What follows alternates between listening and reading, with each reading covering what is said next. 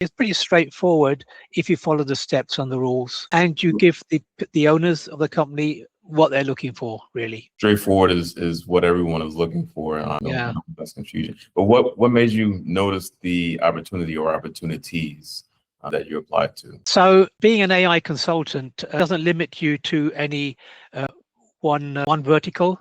I mean, every company now basically needs to embrace AI, very much like 25 years or 30 years ago when the internet first came out.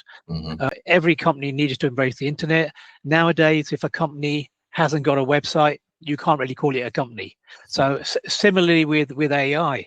So I realized that whichever company I was going to apply for, they need some expertise in AI if they haven't already got it in-house. And most small companies will not have that in-house. So it was just a question of looking at what the company did, where they were going, something that appealed to me. So that was the way I've applied to the other opportunities as well.